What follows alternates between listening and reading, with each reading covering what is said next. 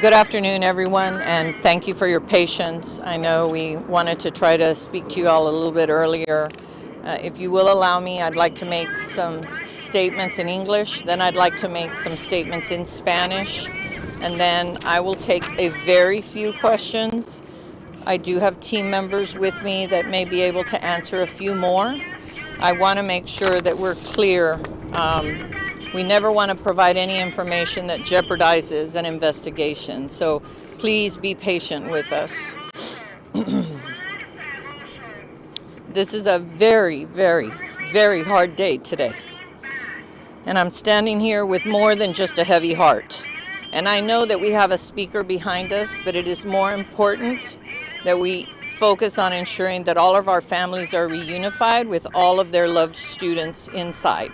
So I'm not going to stop that process for a moment for me to visit with you all, and I hope you all understand that. We did have a student shot today in the leg in a classroom setting by another student. And individuals in that classroom, namely the adult teacher in that room, helped us avoid additional tragedy. This is absolutely unacceptable and unimaginable, but it is happening across schools in America. I know that everyone has many questions. I have those questions. I have those very same questions that you all are going to want to ask us that we are still working on. Thankfully, our student is in the care of professionals and it is a non-life-threatening injury. That should never be a normal statement that should come from a superintendent. I shouldn't be saying, and the student has a non-life-threatening injury. I refuse to say that we will normalize these behaviors. I refuse. And I hope that everyone joins me, as everyone here who is supporting us at this time understands this can never become acceptable. We can and we must eradicate these types of situations.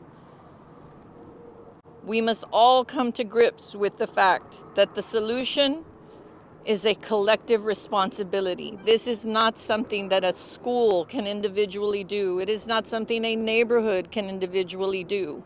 We must work together.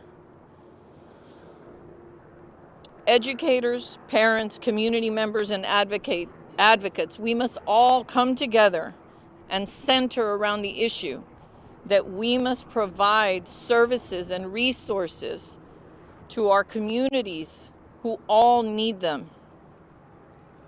I'm deeply, deeply grateful for the first responders who mobilized, starting with our Dallas ISD Police Department, the Dallas Police Department, the Hutchins Police Department, Dallas Fire and Rescue, and our incredible school staff who within minutes secured this facility.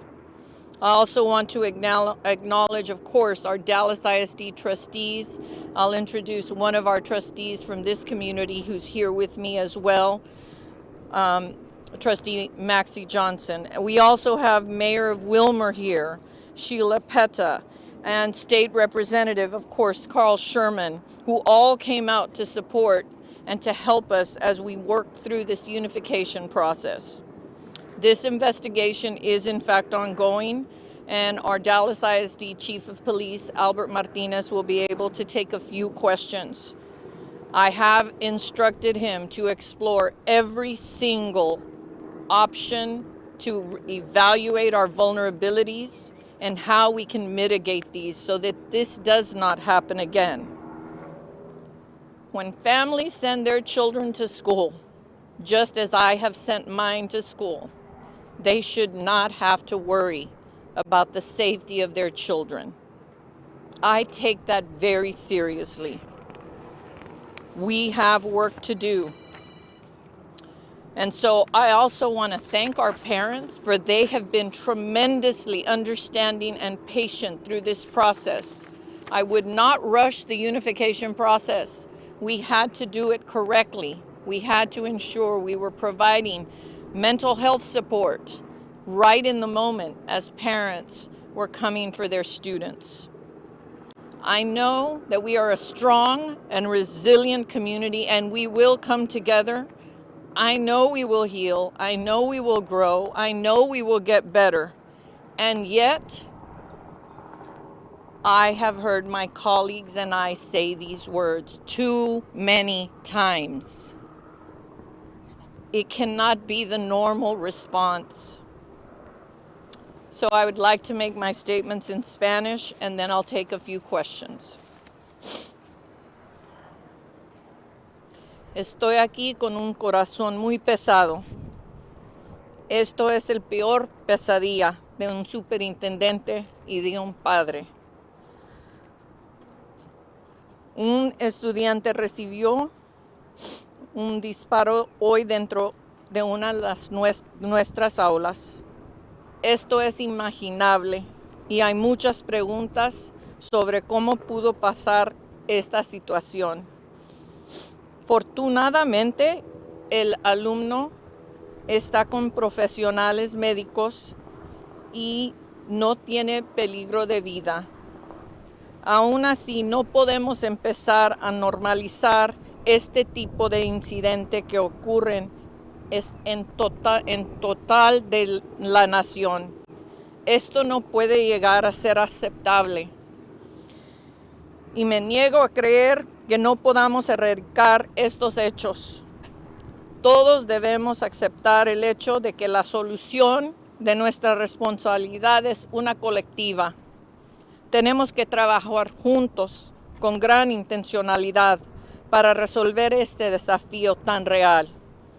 Los educadores, padres, miembros de la comunidad y defensores deben centrarse en este tema, y les imploro a todos que creer el cambio necesario que mantendrá seguros a nuestros niños y miembros del equipo.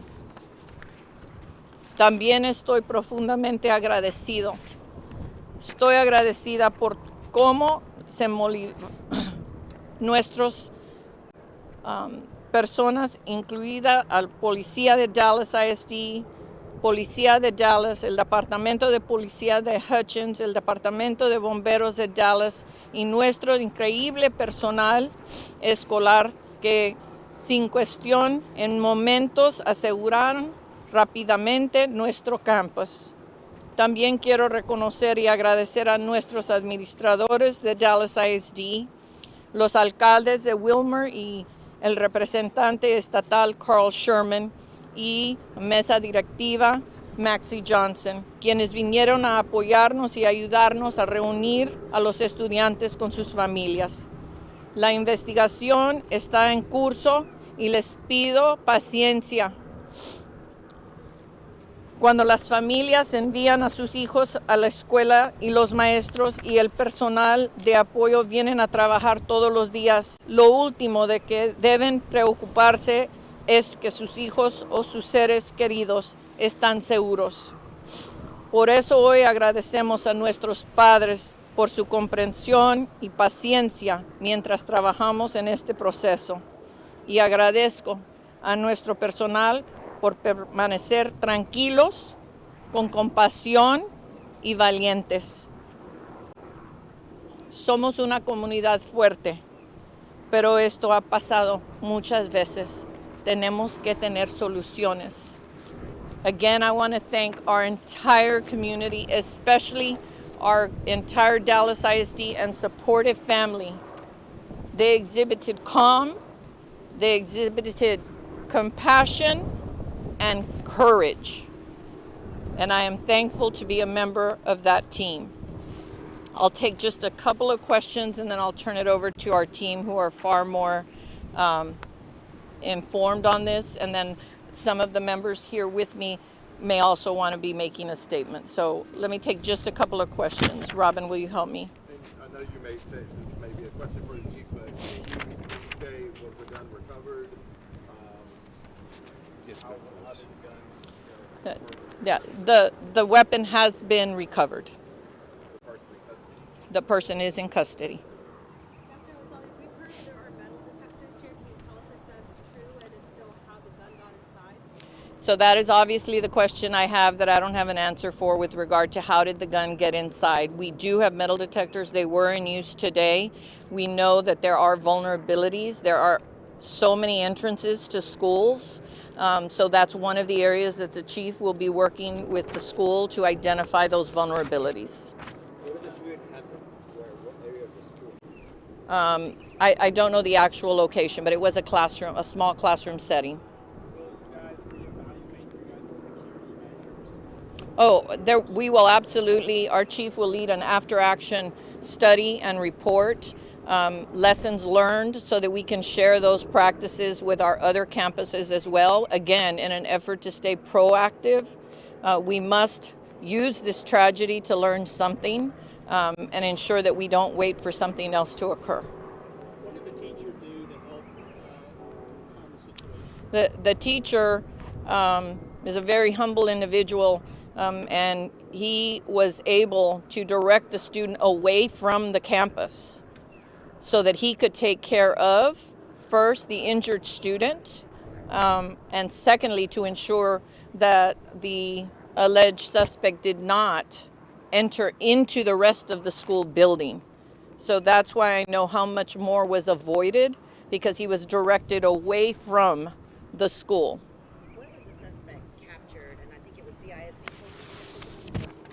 Yeah, I'll turn that one over to Chief Martinez. Both of them were students. Go ahead, ma'am. Both are students at this school. Sorry, what was your question, Rebecca? Where did y'all capture him? And then it was your officers that took him into custody? We had assistance from Dallas Police Department. They were here as well. As the superintendent mentioned, there were other agencies here, but the student or the shooter was captured back over in the stadium area. Officer saw him and contained, and then he surrendered. Do y'all know what led up to this? What caused the shooting? No, man, right now we don't know motive, but we'll certainly look into that to establish why. What type of gun? I do not know. It's not a rifle. It's basically a handgun. Can you tell us a little bit of the timeline of what time before you arrived, how when you arrived? Can you tell us a little bit about it? I don't have the exact timeline, but it was sometime after 10. I can tell you I was just coming from our administrative headquarters. I had just pulled up to the police headquarters when the call came out. So about 6 of us were coming down the freeway. We got here, Dallas Fire Rescue had already set up their active shooter command post. They did a tremendous job. We had Hutchins PD help us out, and I would say we were here from the time of the call, maybe 7-8 minutes. But there were already officers here, already tending to the victim. So it happened in a separate building but a classroom, right? No, sir. It is in this building in the classroom. Chief, can you talk about what measures you guys have already taken to try to make the schools safer? And I understand, you have this weapon, you've got all these safety measures already. Right. It was already mentioned. There are metal detectors. We're complying with House Bill 3, where we're checking doors. We're making sure they're locked. We do our own internal audits. The TEA has come out and done audits. Our Office of Emergency Management has done audits, as well as our school safety, the resources monitoring have also done audits. So, and even internally, the campuses have their own security teams doing the same thing. So along with all of this as well is constant monitoring. We have the cameras, which we're going to utilize to determine exactly what was asked. How did this come about? So we'll reach out to resources. I don't have to call Chief Garcia to ask him for any help, but I've already reached out with Texas DPS was here as well, so I've already reached out to them. We will reutilize our state resources. The FBI has already called as well. So whatever resources we need to examine and really analyze those videos, we will, to determine how this came about. Chief, did this student have a disciplinary? I don't know, sir, but we probably won't even get into that. Again, it's contained to those 2 students for whatever reason. Some of the parents have been telling me that the metal detectors aren't working, and that's most of the time that the students don't use the metal detectors and they put their bags around so they don't get checked. We'll look into that. We'll see that on video, but also the expectation on that, if for some reason it's malfunctioning, there are other alternatives that we use through our school monitors, our security teams, to use wands as well to examine them. But we'll look into that. Did you As far as we can tell, because of the incident, we think it's between those two students, but we'll find out. Can you give the ages and or classes of those students?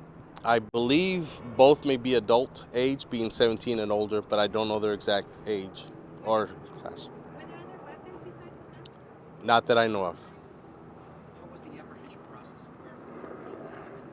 Uh, we just captured him out near the stadium in the back on the west side of the school, but as far as how that took place, I don't know. Was he trying to escape and running or something? I don't know, sir. Yep. Okay. Just one shot, one part of the leg. Just on the upper thigh, as far as we know, sir. Yeah. Okay. Anything else? Otherwise, in Spanish? Did you need a couple of questions in Spanish?